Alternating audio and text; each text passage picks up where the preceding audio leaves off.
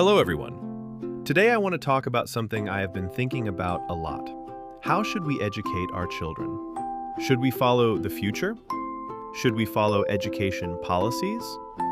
Or should we first follow the way children grow? I started thinking about this after reading about Sweden. For many years, Sweden has been seen as one of the world's best countries for early education. I always thought Swedish education was very child-centered. It respected children. It cared about their growth. But recently, I learned something I didn't know before.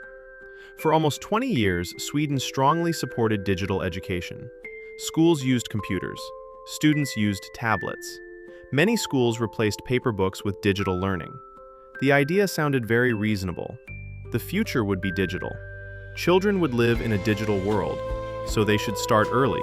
The earlier, the better. Today, Sweden is changing its direction.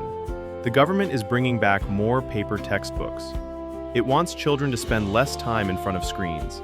It wants more reading, more handwriting, more paper, less screen time. What surprised me was not that Sweden changed. What surprised me was something much deeper. If one of the world's leading education systems can change its mind after 20 years, what should parents believe? Should we always believe the newest education trend? Should we always believe experts? Should we always believe technology? Or should we ask a simpler question? What does a child need at this age? I think this question is much more important. Adults are always thinking about the future. 20 years ago, people said the internet would change everything. Then smartphones changed everything. Now people say AI will change everything. Maybe 10 years from now, there will be something new again. Adults are always trying to predict the future. And that makes sense. We worry. Will our children find good jobs? Will they keep up with the world? Will they have enough skills? These worries are real. I have them too. I use AI almost every day. I study new technology. I want to understand the future. Because I am an adult. That is my responsibility. But there is one thing I keep asking myself. What if we are wrong? 20 years ago, many people believed young children should use more digital devices. Today, some countries are asking if that was really the best idea. Now many people say children should use AI as early as possible. What if, 20 years from now, people change their minds again?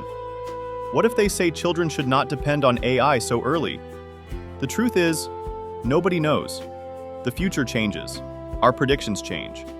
But children grow in a very different way. A 3-year-old child still needs the same things.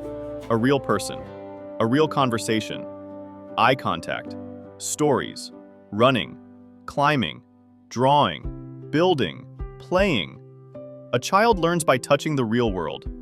A young student still needs to read, to write by hand, to think, to struggle, to make mistakes, to solve problems slowly. These things may look old. They may not look exciting, but they are the foundation of learning. Technology changes very fast. Children do not. Their brains do not suddenly change because AI appears. That is why I believe education should first respect human development. Not technology, not fashion, not the newest trend. I am not against AI. I am not against technology. In fact, I believe adults should learn these things. We should study them. We should understand them. But I don't think every new technology should go directly into a young child's hands. I think there should be one more step: the parent. I like to think of parents as a firewall. Not a wall that blocks the future, a firewall that filters it. New technology comes first to me. I learn it, I test it, I make mistakes. I decide what is useful. Then I slowly introduce the right parts to my child. I don't want my child to become an experiment for every new trend.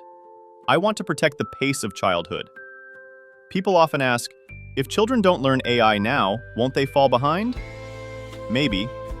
But I also ask another question. If children stop learning how to think by themselves, what happens then? When a child writes a story, the important part is not only the final story. It is the thinking, choosing words, making sentences, finding ideas, correcting mistakes. That is where the brain grows. When a child solves a math problem, the important part is not only getting the answer, it is the struggle, trying, failing, trying again. That is how thinking becomes stronger. If AI gives every answer immediately, children may get better answers, but they may lose part of the learning process. Sometimes slow learning is good. Sometimes difficult learning is good. Sometimes children need time. As parents, we often want our children to learn faster, earlier, more, better. But growing up is not a race. Children have their own pace. Of course, education cannot ignore reality. Children will grow up, they will live in the future, they will use AI, they will use technology. I know that. The question is not whether they will use it, the question is when and how. Every country makes different choices. Every family makes different choices. Some people care more about competition. Some care more about childhood. Some believe children should prepare for the future as early as possible. Others believe childhood should be protected. These are different values. For me, I choose to stay a little closer to the child. Not because I reject the future, but because I believe childhood comes first. Technology will keep changing. AI will keep changing. Jobs will keep changing. But curiosity, attention, reading, thinking, kindness, these are human abilities.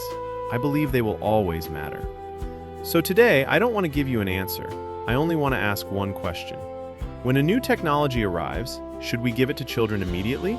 Or should we first ask, does this child really need it now? The future will always come. There is no need to rush childhood.